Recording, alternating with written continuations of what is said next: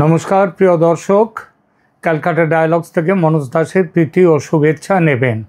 আজকে আমাদের আলোচনার বিষয় রাষ্ট্রসংঘের মহাসচিব আন্তোনিও গুতেরেস তিনি হঠাৎ কেন বাংলাদেশ সফরে আসছেন, মানে বাংলাদেশ সফরে আসার কি উদ্দেশ্য তার আছে, তার ট্রাভেল প্ল্যানে বাংলাদেশে ঢাকায় তিনি আসছেন, কাল তিনি যাবেন চট্টগ্রামে, যাবেন কক্সবাজার যাবেন, এসবগুলো আছে আমরা বুঝতে পারছি।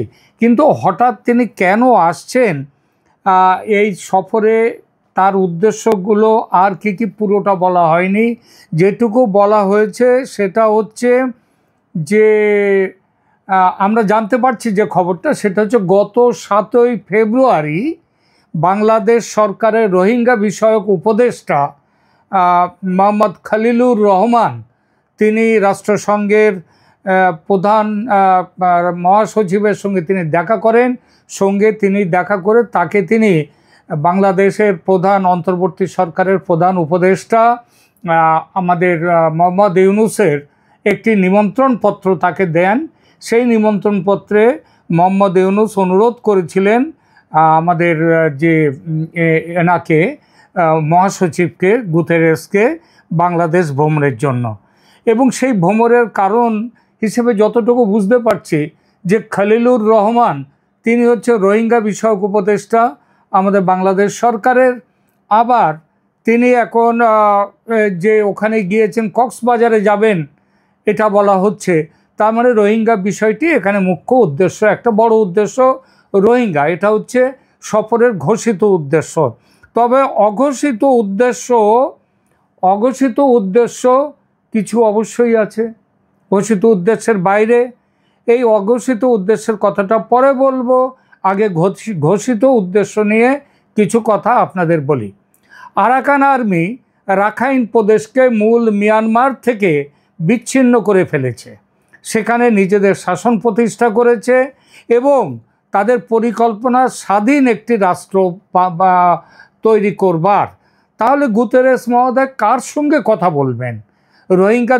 তিনি রোহিঙ্গাদের ওখানে গেলেন, রোহিঙ্গাদের দর্শন করলেন, রোহিঙ্গা ক্যাম্পগুলোয় ভিজিট করলেন, সেটা তো বুঝলাম, কিন্তু কিসের জন্যে ভিজিট করবেন সেটা নিয়ে যেটা জানা যাচ্ছে যে উনি নাকি রোহিঙ্গারা যাতে রাখাইন প্রদেশে আবার ফিরে যেতে পারে, ফিরে গিয়ে সেখানে পুনর্বাসিত হতে পারে, আবার তারা নিজেদের স্থাপন করতে পারে, এই ব্যাপারগুলো নিয়ে তিনি বলবেন, এইটা আমরা জানতে পারছি, কথা বলবেন। কিন্তু কথাটা হচ্ছে এই সব যে কথা তিনি বলবেন, এই কথাগুলো কার সাথে বলবেন?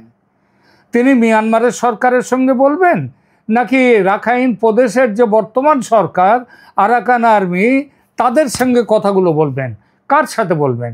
বাংলাদেশের সঙ্গে তো বলবেন, ঠিকই আছে, বাংলাদেশ তো এক পক্ষ, মানে যে পক্ষ এখন যাদের দরকার, কিন্তু আরাকান আর্মি কিংবা রাখাইন প্রদেশের সরকার তো বাংলাদেশের সরকার নয়। তাহলে গুতেরেস মহোদয় কার সঙ্গে কথা বলবেন? আইনত রাখাইন, কিন্তু মনে রাখবেন এখনও সেটা হচ্ছে মিয়ানমারের অধীনে, রাখাইন মিয়ানমারের অধীনে। সুতরাং কথা বলতে গেলে মানে রাষ্ট্রশক্তি হিসেবে যদি দেখা হয়, তাহলে মিয়ানমার হচ্ছে রাখাইনের এখনও মালিক। তো তা যদি তাদের সঙ্গে কথা বলতে হয়, কিন্তু তাদের সঙ্গে তো কথা বললে তো বাস্তবতা যে অন্য, বাস্তবে তো হচ্ছে রাখাইন প্রদেশের মালিক হচ্ছে এখন আরাকান আর্মি। সেই আরাকান আর্মির সঙ্গে কথা যদি এখন ওই রোহিঙ্গাদের পুনর্বাসন নিয়ে যদি কথা বলতে হয়, সেই পুনর্বাসন হওয়ার প্রস্তাব হচ্ছে রাখাইনে, তাহলে রাখাইন নিয়ে কথা বলতে গেলে তাহলে সেখানে আরাকান আর্মির সঙ্গে কথা বলতে হয়।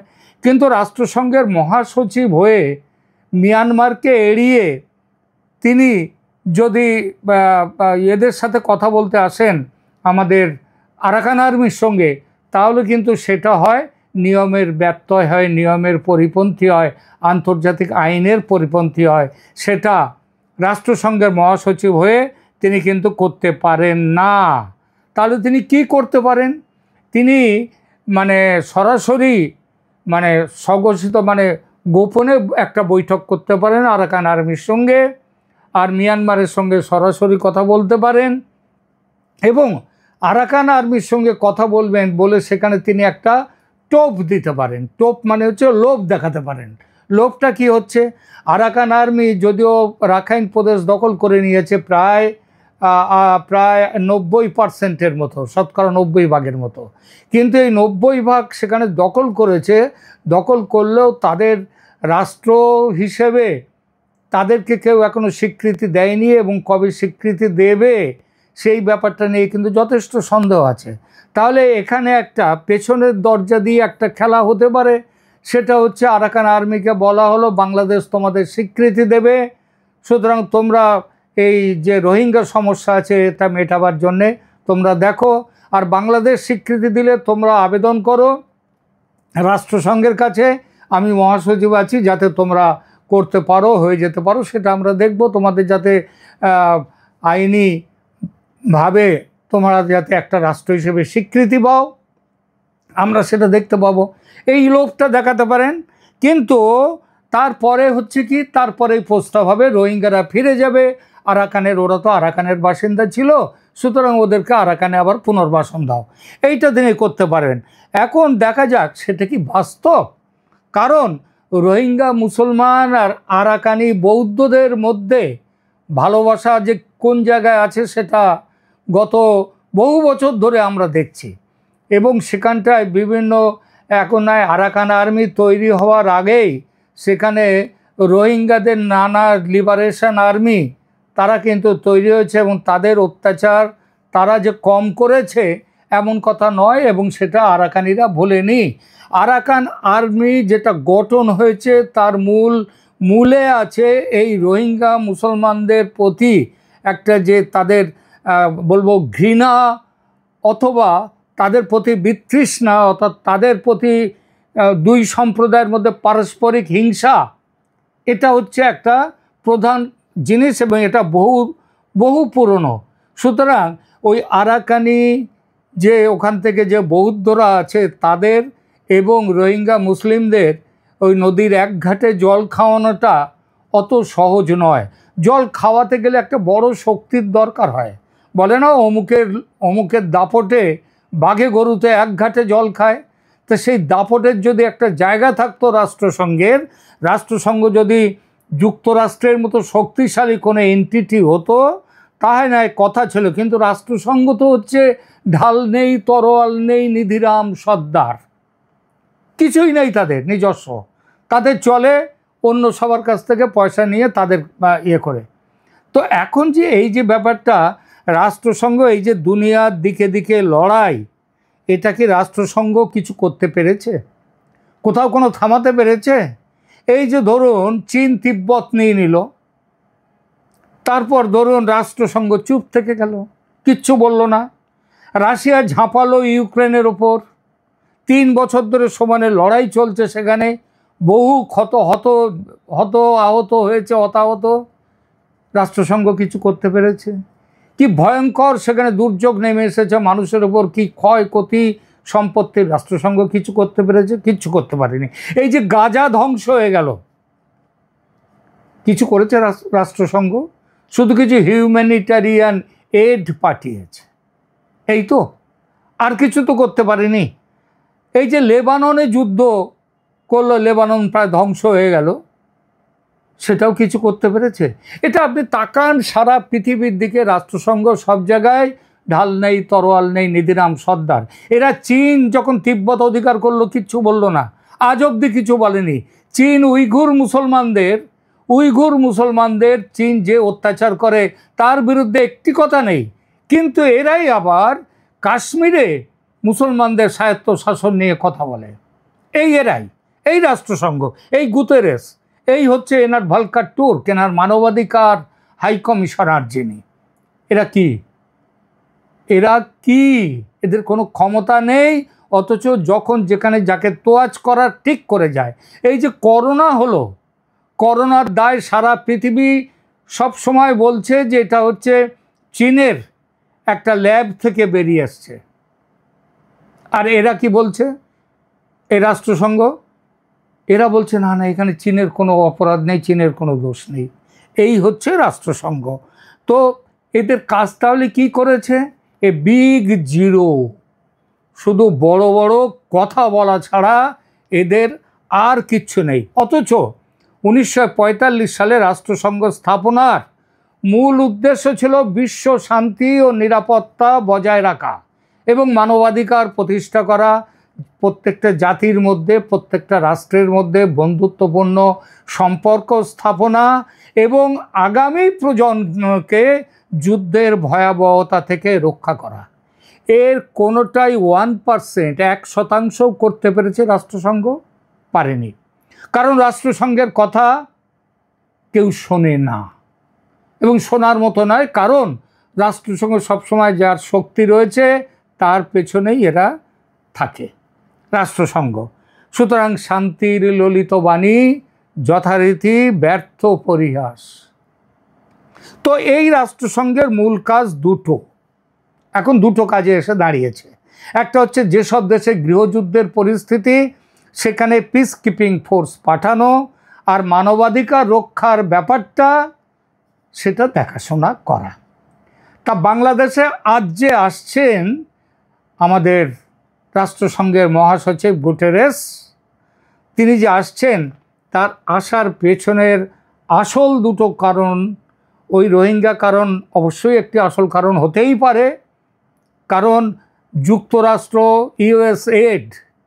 ইউএসএআইডি তারা তাদের টাকা পয়সা দেওয়া বন্ধ করার পর থেকে বাংলাদেশের সেরে সংক্রান্তি সেই অবস্থায়, এবং যদি বাংলাদেশের পাশে এসে একটু দাঁড়াবার চেষ্টা হতেই পারে, সেটা রোহিঙ্গাদের পুনর্বাসনের কথা হতেই পারে সেটা। কিন্তু এই দুটো ব্যাপার, ওই যে পিস কিপিং ফোর্স যেটা বললাম ওদের বড় কাজ, আর দ্বিতীয় হচ্ছে মানবাধিকার রক্ষা, এই যে দুটো ব্যাপারে জড়িয়ে রয়েছে ওদের এখনকার মধ্যে, সেই ব্যাপারটার জন্যই কিন্তু তারা এসছেন বাংলাদেশে।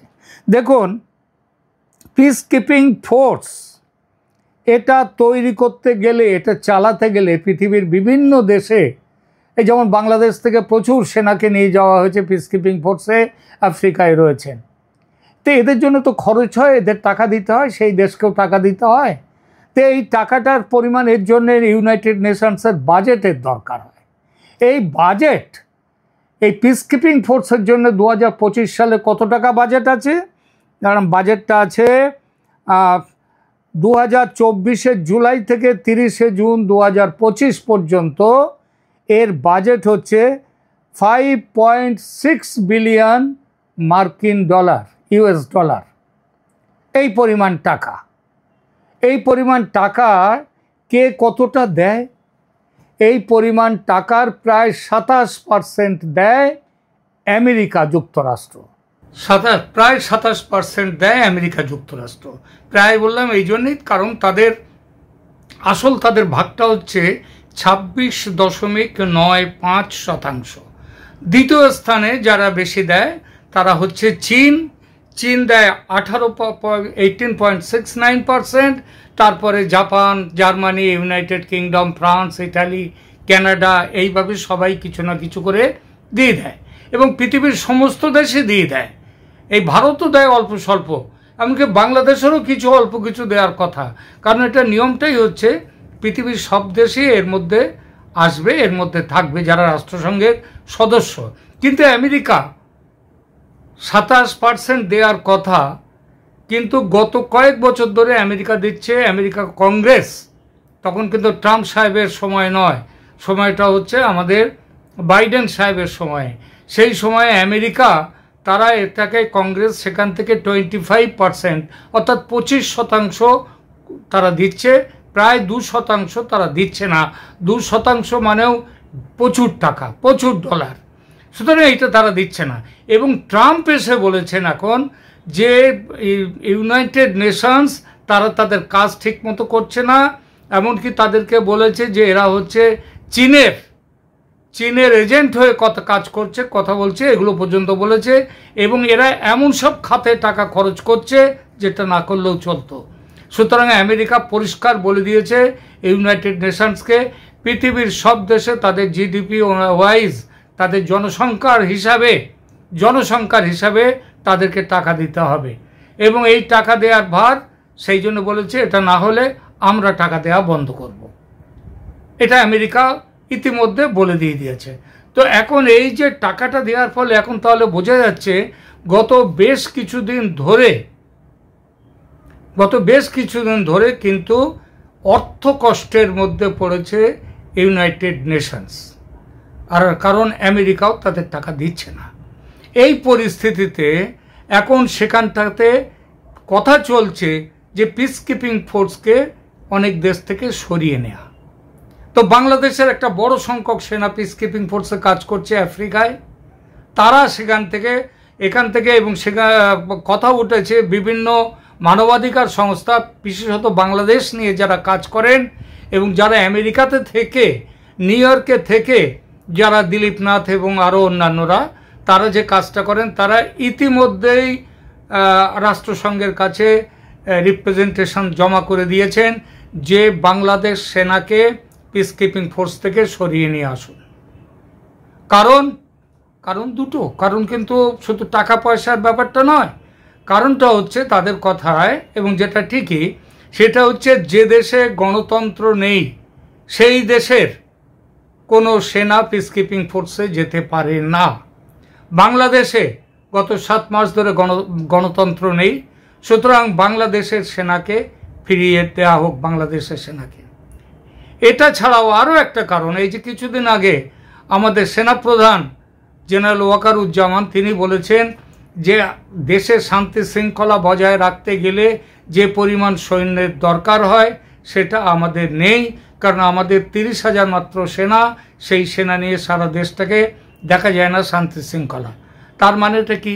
এবং এই লাইনটা দিয়েই নতুন করে বিভিন্ন মানবাধিকার সংগঠন তারা ইউনাইটেড নেশনসে রাষ্ট্রসংঘের কাছে দাবি করেছে বাংলাদেশে নিজেদের শান্তি শৃঙ্খলা রক্ষা করবার মতো তাদের সিকিউরিটি নেই, সুতরাং তাদের সেনা নেই কিংবা পুলিশ নেই, নিরাপত্তা বাহিনী নেই।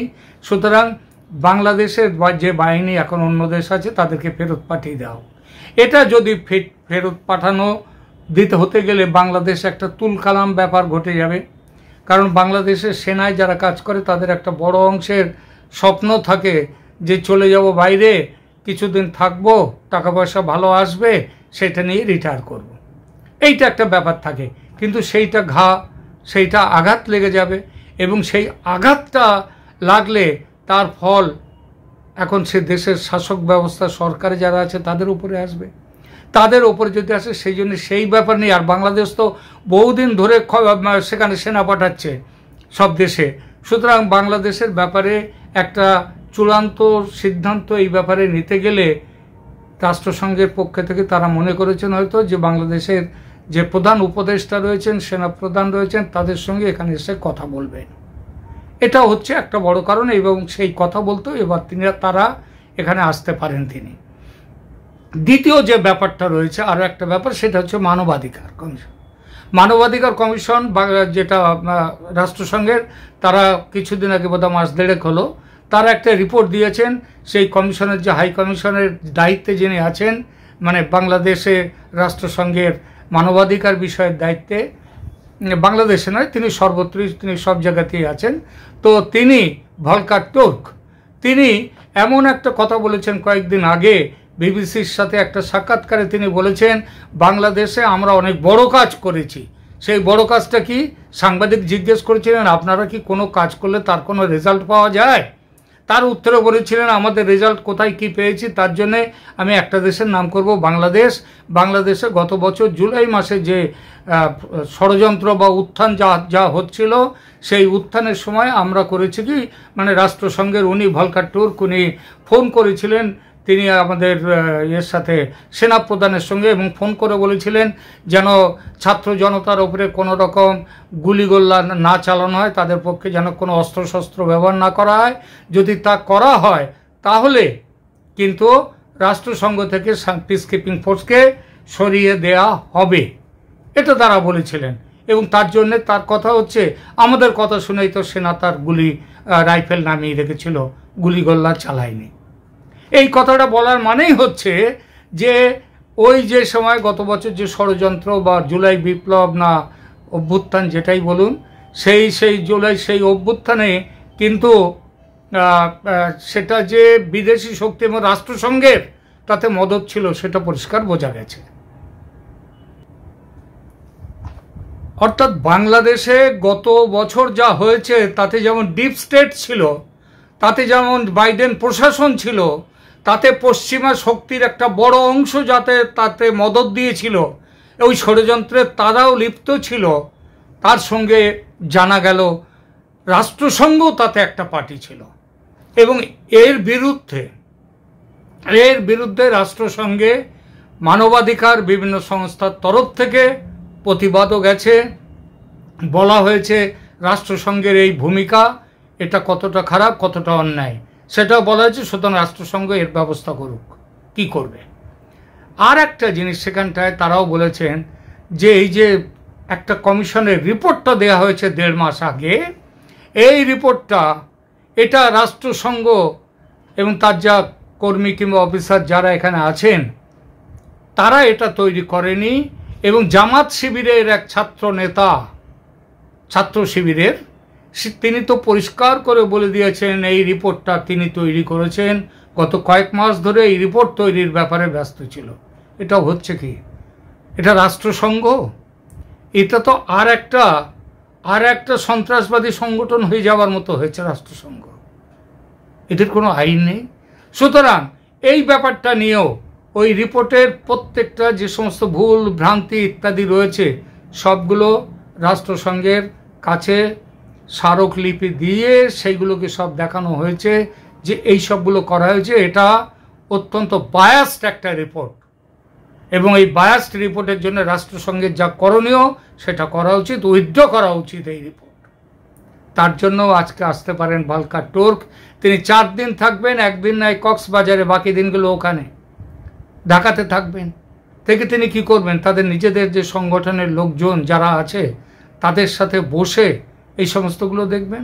এবং আরও একটা বড় ব্যাপার দেখবেন, সেটা হচ্ছে এখন যেভাবে সরকার, এই নতুন সরকার, এই অন্তর্বর্তী সরকারের আমলে মানবাধিকার যেভাবে ধ্বস্ত হয়ে গেছে, মানবাধিকারকে যেভাবে শেষ করে দেওয়া হয়েছে, এই সমস্ত ব্যাপারগুলো নিয়েও তারা এখন তিনি এখানে কথা বলতে পারেন। সুতরাং এই সমস্ত ব্যাপারগুলো নেই, নইলে 4 দিনের সফরে তিনি কেন আসবেন? নিশ্চয়ই বড় কোনো কাজ আছে, সেই কাজগুলো এগুলো হতেই পারে। সুতরাং এটাই হচ্ছে তার আসার সম্পর্কে আমাদের যা কিছু বলবার, আমরা কিছু কথা বললাম। আজকের মতো এখানেই রাখছি, দেখা হবে পরের প্রতিবেদনে। ভালো থাকবেন, ধন্যবাদ।